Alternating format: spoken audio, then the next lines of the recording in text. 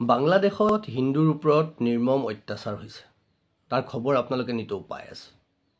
কিন্তু তাৰ আচৰিত ধৰণে আৰু তাৰ বিপৰীত ধৰণে অসমৰ বিভিন্ন ঠাইত যোৱাকালি সোণাপুৰ আৰক্ষীয়েও দুজন বাংলাদেশী মুছলমানক গ্ৰেপ্তাৰ কৰিছে। ধুবুৰীত গ্ৰেপ্তাৰ হৈছে, গোৱালপাৰাত গ্ৰেপ্তাৰ হৈছে। অসম আৰক্ষী আৰু BSFে কেইবাজনো মুছলমান বাংলাদেশীক কৰায়ত্ব কৰিছে। তাৰ মানে কি? পলাই আহিব লাগিছিল হিন্দু, আহিছে কিন্তু মুছলমান। এতিয়া এই কথাটোৱে এটা কথা স্পষ্ট কৰে যে তাহানিৰে পৰা 1930-40 চনৰ পৰা অসমক বাংলাদেশৰ পূব পাকিস্তানৰ লগত একত্ৰিত কৰাৰ যিটো প্ৰক্ৰিয়া, সেই প্ৰক্ৰিয়া তেওঁলোকে চলাই ৰাখিছে। আজিৰ তাৰিখত বোম দিব নালাগে।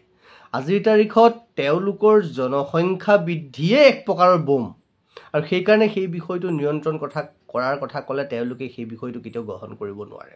আজি অসমৰ চাৰিওফালে নগাঁও মৰি অসমৰ বিভিন্ন ঠাইত যেতিয়া বাংলাদেশী মূলৰ এই বাংলাদেশৰ অশান্তৰ জৰ্জৰ পৰিৱেশটোৰ সুবিধা লৈ আমি হিন্দু বাংলাদেশীৰ ওপৰত অত্যাচাৰটো দেখিছোঁ, আমি হিন্দু বাংলাদেশী সুৰক্ষা দিয়াৰ কথা কৈছোঁ, কিন্তু তাৰ বিপৰীত ধৰণে যিধৰণে বাংলাদেশী মুছলমান অসমত কৰায়ত্ব হৈছে, সেই কথাটো কিন্তু উদ্বেগজনক বিষয়, অতি ভয়ানক বিষয়। কাৰণ তেওঁলোকে যিকোনো পৰিৱেশ সৃষ্টি কৰিব পাৰে। তেওঁলোক কিয় আহিছে ইয়ালৈ, কিয় সোমাব খুজিছে? বিভিন্ন সময়ত বাংলাদেশৰ মানুহে কৈ আছে যে অসম দখল কৰিব, উত্তৰ পূৰ্বাঞ্চল দখল কৰিব। তাৰমানে এনেকৈ সোমোৱাই অসম আৰু উত্তৰ পূৰ্বাঞ্চলৰ পৰিৱেশ বিনষ্ট কৰি, সামাজিক সাংস্কৃতিক ৰাজনৈতিক অস্থিৰতা বৃদ্ধি কৰি তেওঁলোকে গোটেইখিনি নষ্ট কৰিব খুজিছে।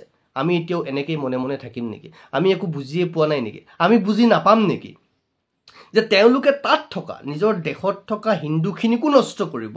আৰু যিহেতু তেওঁলোকৰ জনসংখ্যা ইমান বেছি, গতিকে তেওঁলোকক আৰু ভূমি লাগিব। আৰু ভূমি কেনেকৈ ল'ব? মানুহ মাৰি কাটি সেইখিনি খেদি ভূমি লৈছে। তাৰপিছত আমাৰ ইয়াত মানুহ মাৰি কাটি শেষ কৰিব, যেনেকৈ মানকাছৰ বৰপেটাত মানুহবোৰ যেনেকৈ কাটি মাৰি শেষ কৰিছে। অসমৰ বিভিন্ন ঠাইত দেখিছে, ঢিঙতো দেখিছে কেনেকৈ গৰু মাংস, ঠেং মূৰ আদি পেলাই হিন্দুৰ ওপৰত অত্যাচাৰ কৰা হৈছে, হিন্দু মানুহৰ মাটি বাৰী ঘৰ কাঢ়ি লোৱা হৈছে।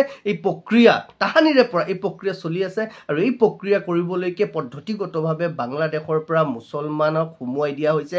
ই এটা আন্তঃৰাষ্ট্ৰীয় ষড়যন্ত্ৰ, ই ইছলামীকৰণ কৰাৰ সৰ্ববৃহৎ ষড়যন্ত্ৰ অসমৰ বিৰুদ্ধে, ভাৰতৰ বিৰুদ্ধে। গতিকে আমি সকলো এই বিষয়টোত জাগ্ৰত হৈ থকা উচিত। আমি এই বিষয়ত সঠিক পদক্ষেপ লোৱা উচিত।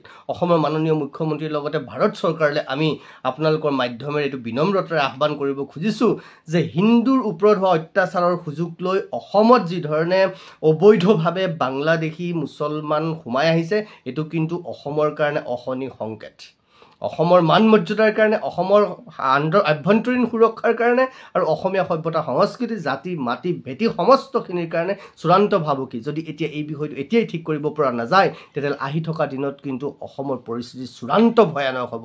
কাৰণ ইতিমধ্যেই অসমৰ বিশেষ আৰক্ষী সঞ্চালক প্ৰধানগৰাকীয়ে কৈছে যে তেওঁলোকে অসমৰ ৰাষ্ট্ৰীয় স্বয়ংসেৱক সংঘৰ লগতে বিভিন্ন হিন্দু সংগঠনৰ নেতা কৰ্মীসকলক হত্যা কৰাৰ ভাবুকি প্ৰদান কৰিছে, হত্যা কৰাৰ ষড়যন্ত্ৰ কৰিছে।